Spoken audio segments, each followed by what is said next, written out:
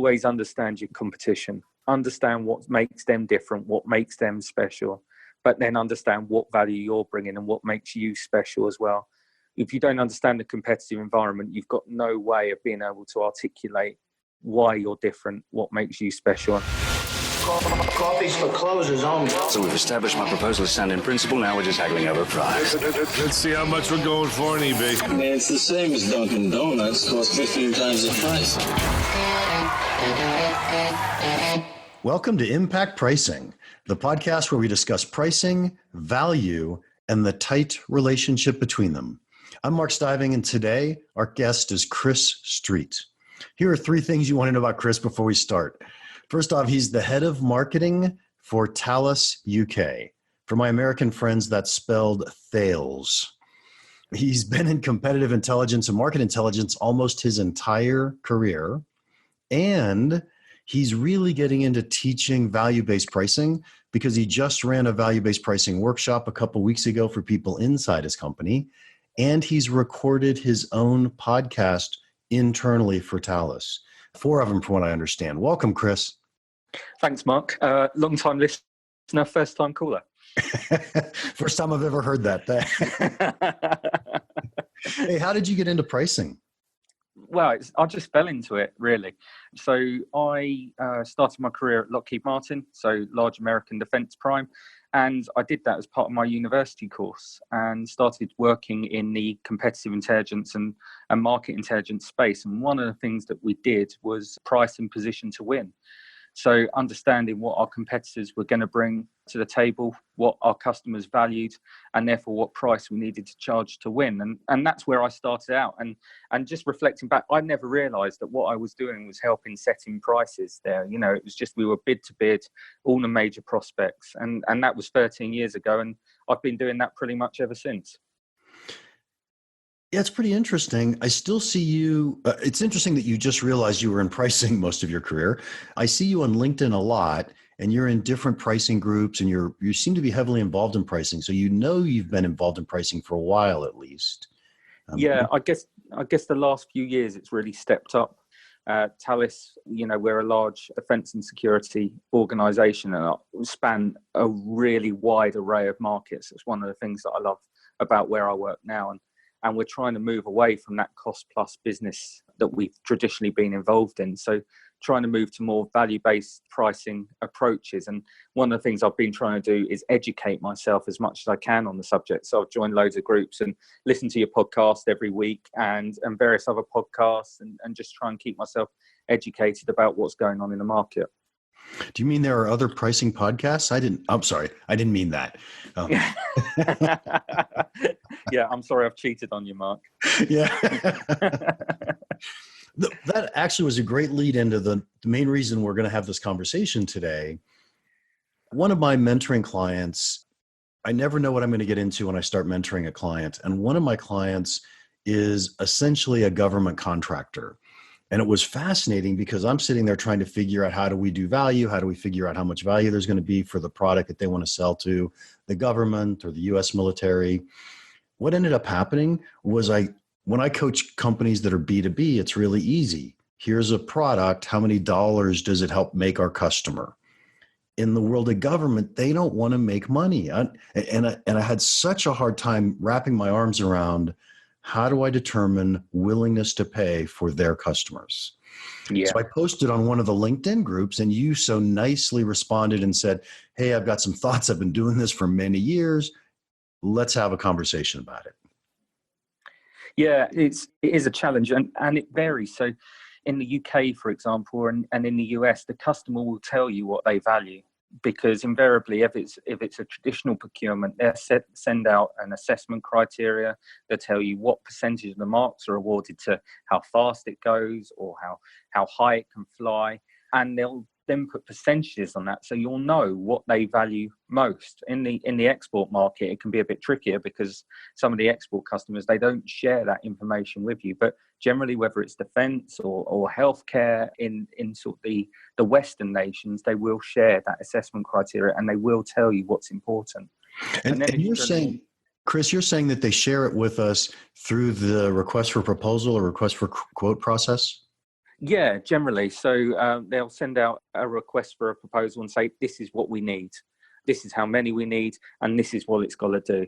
And then this is how we're going to score it. So, you know, we'll give you X percentage marks for price and X percentage marks for the technical capability. And then it's a balancing act, right? It's about understanding how much value you're bringing against that assessment criteria, having a look and trying to work out how you think your competitors are going to score against that assessment criteria as well, and then running the model to see how much you think you can charge for that. And that's tricky, right? Because you're playing with a lot of variables that are difficult to manage in terms of what are your customers' competitors' technical solution and what are they going to price it at. And that's where it starts to get really interesting. And how do you figure out what you think your competitors are going to do? Well, that's what I get paid for. That's the magic sauce. So. Oh, you don't want to share with anybody. Okay, got it. No.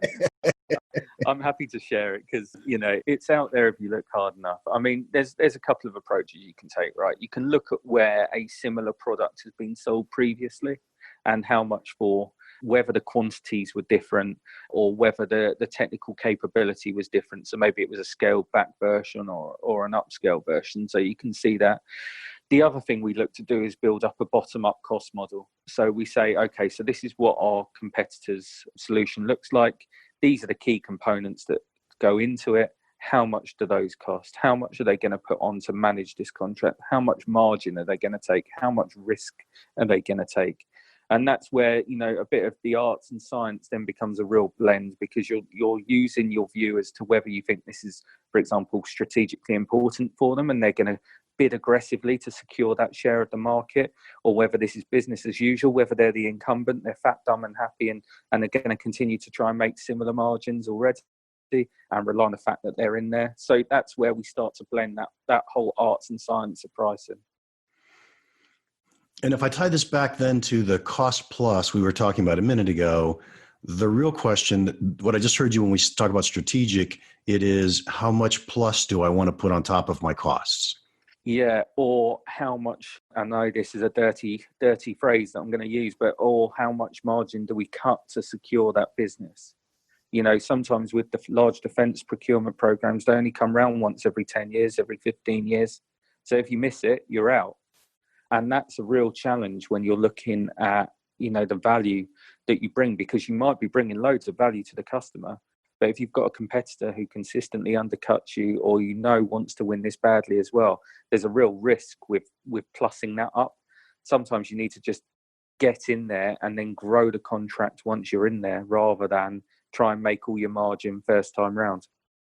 Well, that's not an unusual strategy either, is it? What if I bid at cost or even below cost because I know that there are going to be changes in the contract over time? It's like remodeling your kitchen. I hire a contractor and they're really aggressive in the bid, but as soon as I want to change the countertops, it's like, oh, those countertops are really expensive. Yeah, absolutely. And that's where, you know, having a business case based approach is really important. You know, if you look at all these things and all these opportunities on their own, then it's very difficult to justify going in at cost or below cost. I mean, that would be a real challenge for a lot of large businesses with shareholders. But if you can look at it over the lifetime of the contract, you value how much it's going to grow, or you have metrics that show how much a contract will grow over the life of the program in general, then you can start to build a business case around it and make some of those things a bit more compelling. Yes. Okay. I normally despise the concept of cost plus. And the reason I do that is we're not capturing value. We're not thinking about value. I get all that. And the one response I once heard from somebody that said cost plus makes sense is if you're on a sole source bid to the government, they're only going to buy cost plus. And it's like, okay, get it. Let's track costs. Let's do a cost plus because that's the way we win the business. But here we are trying to bid on a new military project. And if I said don't do cost plus, how would you do it? So there's a couple of things to that, I guess. So in the UK, we have sole source procurement regulations. So if you do get awarded a contract sole source, they will come, the government will come and audit your books to ensure that you're making the agreed level of margin on that program. And so that's a That's a forced cost plus, right? We're doing Absolutely. cost plus. Okay, got it. Absolutely. And that can be a challenge, right? Because sometimes you might be bringing loads of value, but you can't capture it because you're forced down this sole source route. So sometimes it's good to go competitive. And when you do, there's risk associated with going competitive because you might lose. But if you can start early enough, influence the customer early enough to include your differentiators in their core proposal. So this is what we want. And oh, look, it just so happens to pretty much mirror what our product looks like, the features it has and what it does. Then you're onto a winner and you can capture a large percentage of the value that you bring. If someone else, assuming they're pure differentiators, assuming they're your differentiators rather than just standard market capabilities, if someone else does that, if someone else gets in and shapes the proposal around their differentiators, pretty much impossible to capture hardly any of the value that you're bringing. You're on the defensive already. You're either trying to work out how you can shape your product and spend self-funded R&D money to get your product into a shape where it can compete, or you're saying, we're going to have to go in low price because we don't meet any of the technical criteria, and therefore we've just got to try and hope we can undercut the competition. But that's just good business development, getting in early, shape that customer requirement, and then shape it to what makes you different, what makes you special. And that then allows you to capture a load of that value that you bring. I have heard it said that if you weren't in there helping write the RFP, don't bother bidding on the RFP. What do you think? I agree completely. If the first time you're seeing it is when the RFP comes out, the first thing you know about it is when it's posted up online saying we need X number of these platforms or X number of these capabilities, you probably lost already. Now, that's not to say that we still won't have a punt on it because, there's only going to be one of these coming around every few years. But yeah, that's a really valid point. You've got to be in there shaping the requirement, because if you're not, someone else will be. And then you're fighting a rear guard action on that one. How's the podcast going? Are you getting value? Research shows that people don't really value what they get for free. But I'm hoping you'll prove this research wrong. Please demonstrate to us and the entire world that you value this podcast. Would you please pause the podcast, subscribe if you haven't already done so, rate the podcast, and leave us a short review? You'd be doing a huge favor. And research shows if you invest this little bit of time, you'll probably like the podcast even more. Win-win. Pause. Do it now. We'll wait for you. It would be fascinating. I don't know if you've ever done this, but if you collected metrics on your win percentage on deals where it was in the CRM system 3 months or 6 months or a year before the RFP came out, or if it was in the CRM system the day you got the RFP, I'll bet you the win percentage is very different. I would agree. We don't collect those sorts of metrics, but I couldn't disagree that wouldn't be the case. There's a lot of companies that qualify hard and qualify early, right? So they say they look very hard and very early about what their chances of winning this is. And if they don't think it's any good, or if it doesn't hit the metrics that they've got in hand, they just no bid it straight away. Other companies will continue to pursue it in the hope that they'll be able to change it. But that's one thing that I've learned over time is unless you're in there early, you're really fighting against it. And it's funny you said about, being in this CRM system a year before. I mean, in our procurements, they go on for years and years and years. And I've been working on one program, the customer still hasn't managed to buy something yet, my whole career. So 13 years, this program keeps coming up and going away, changing name, coming back up again. They still haven't quite got over the line with it yet. Huh, very interesting. So no short purchase cycles here, I'm afraid. Yes. If I were to take this back to a B2B situation for a second, I'm going to address the RFPs, and we get handed this RFP for a second. If I take it back to a B2B situation, we've built a product. I want to go out and sell the product to a customer. I'm not customizing it. It's not a bid, but that customer doesn't know my product very well. And if I don't have a really in-depth conversation with the customer, they'll never realize how much value they're going to get from my product. On the other hand, we as a company, we don't know that customer's business very well. And there's no way we could go tell them, here's how much value you get from our product, just because we know the product. It really takes working together between the two organizations in order to say, here's what the value really is. Here's how we're going to capture that value. What that says to me is when I think of a government or anybody writing an RFP, they actually don't know what they're doing. They're not experts in what our capabilities are and what they should be asking for. Does that make sense to you? Yeah, it really does. So, quite often the way it works is the frontline commands will specify what they want. So we want a product, or we want a capability that does X, Y, and Z. They then pass it on to the procurement team, who have to run a procurement in a fair and legal way. And one of the things that means is they have to level the playing field, right? So if anyone has an advantage, they've got to ensure that that is not so significant that no one else will bid for it. But these guys aren't experts in the capability. They don't know that because we can fly 5 miles an hour faster, that makes a significant difference to the chances of the mission succeeding or otherwise.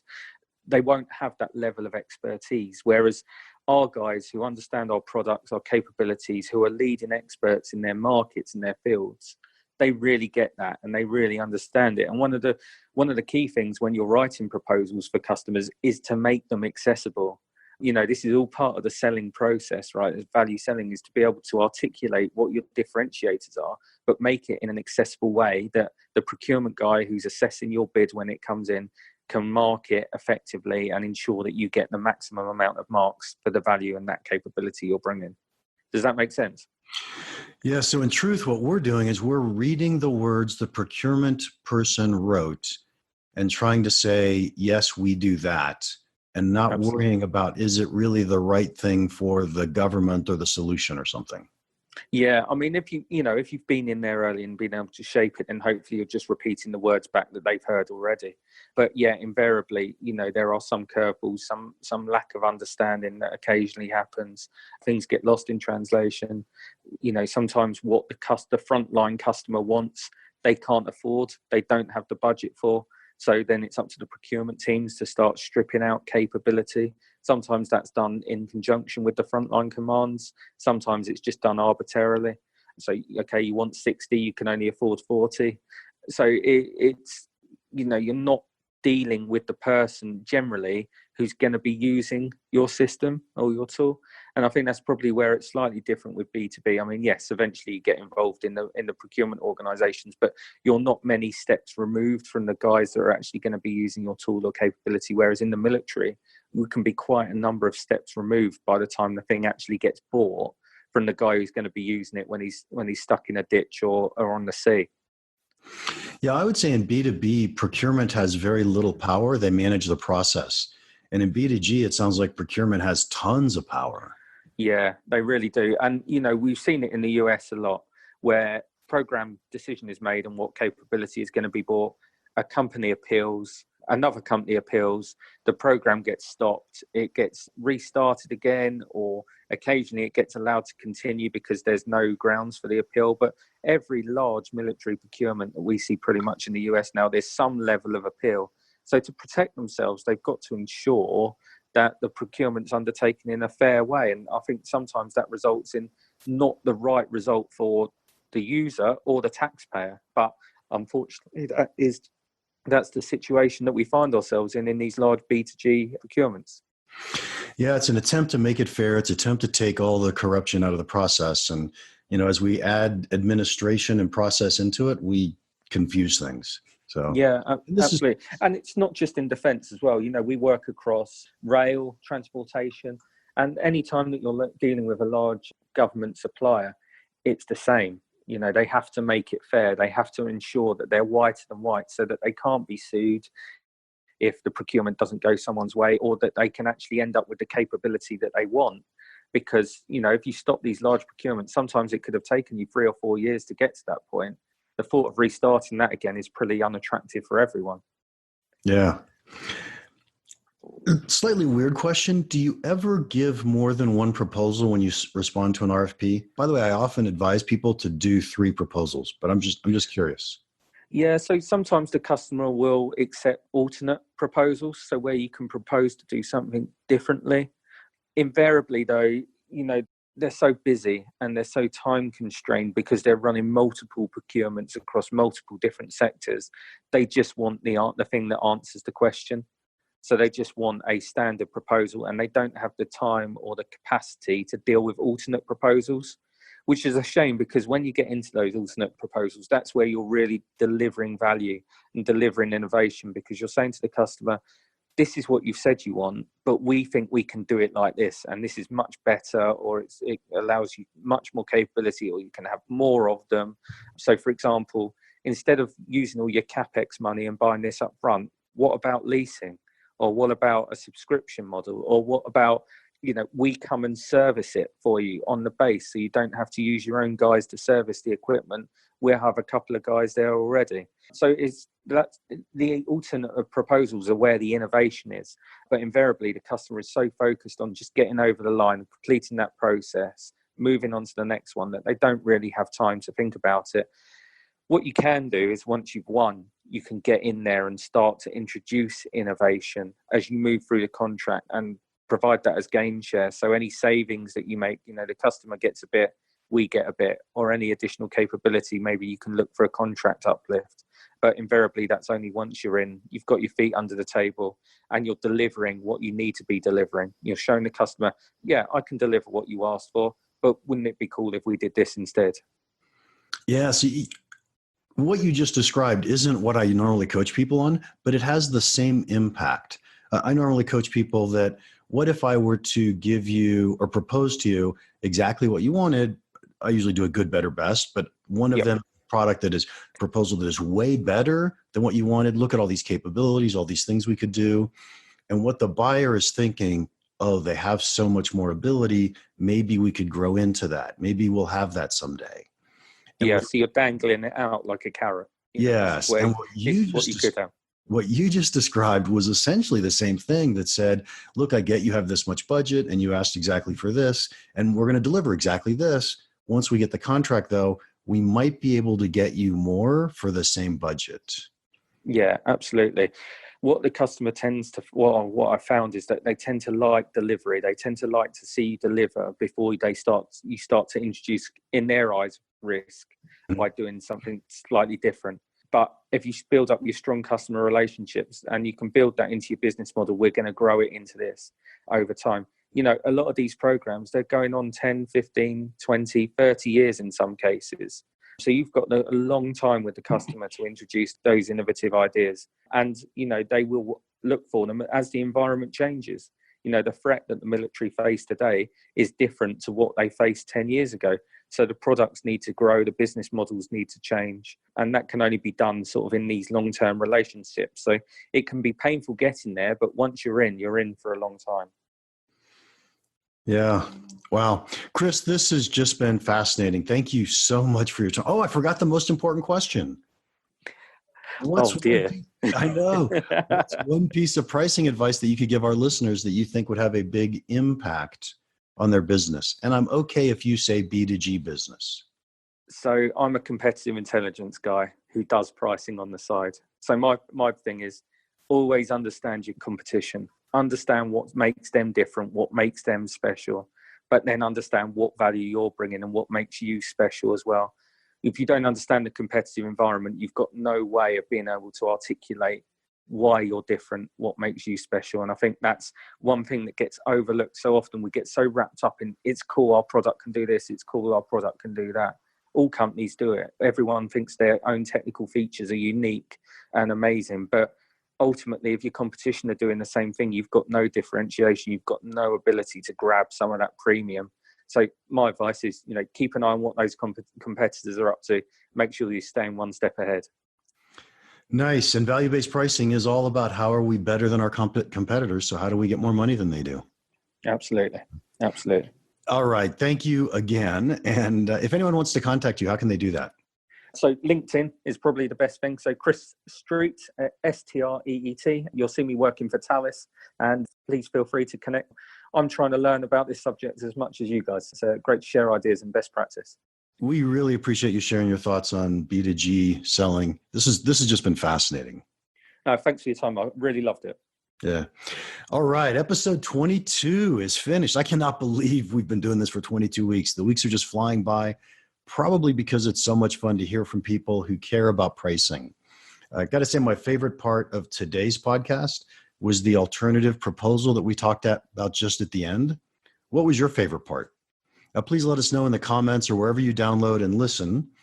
While you're at it, would you give us a 5-star review? We would hugely appreciate it. Also, if your B2B company needs to better understand subscription value and pricing, check out our new course. Although I hate bragging, it is powerful.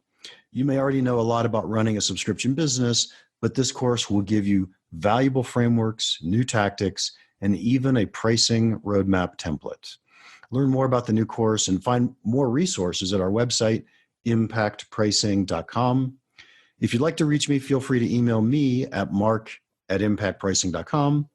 As always, don't forget to listen next week to another episode of Impact Pricing. Now go make an impact.